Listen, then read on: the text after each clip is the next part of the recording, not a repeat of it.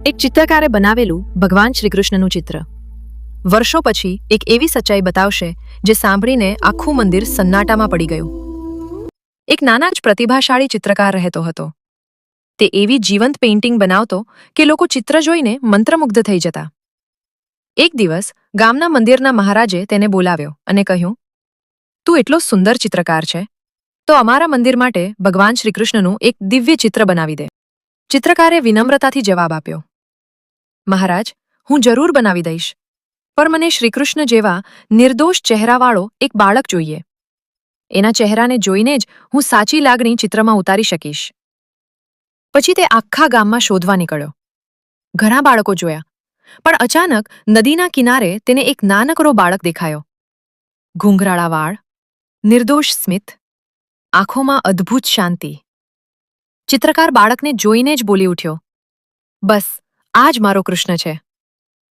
પછી ઘણા દિવસો સુધી મંદિરની અંદર બેસીને તેને ભગવાન શ્રીકૃષ્ણનું અદ્ભુત.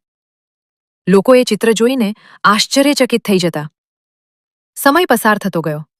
ચિત્રકાર શહેરમાં ચાલ્યો ગયો અને ખૂબ મોટો ચિત્રકાર બની ગયો. ઘણા વર્ષો પછી જ્યારે તે ફરી ગામમાં આવ્યો ત્યારે સીધો મંદિર પહોંચ્યો. મંદિરમાં જઈને તેને જોયું કે એ પેઇન્ટિંગ હજુ પણ અધૂરી હતી. એક બાજુ દિવ્ય શ્રીકૃષ્ણનું ચહેરું હતું, પર બીજી બાજુ કંસની જગ્યા ખાલી હતી. ચિત્રકારે મહારાજને પૂછ્યું, આ હજુ સુધી અધૂરી કેમ છે? મહારાજ હસીને બોલ્યા, તારા વગર આ ચિત્ર કોણ પૂરું કરે?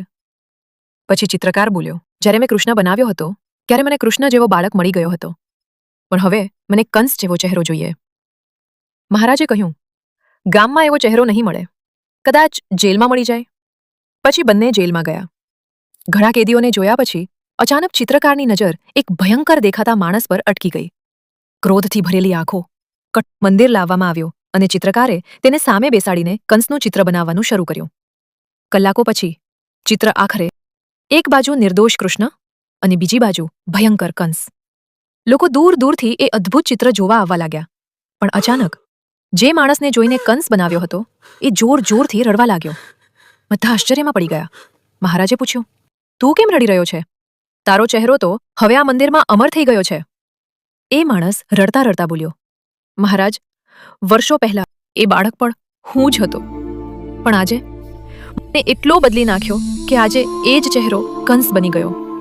આ સાંભળીને આખા મંદિરમાં શાંતિ છવાઈ ગઈ, કારણ કે એ દિવસે સૌને સમજાઈ ગયું, માનવી જન્મથી કૃષ્ણ કે કંસ નથી બનતો, એ પોતાના કર્મોથી બને છે.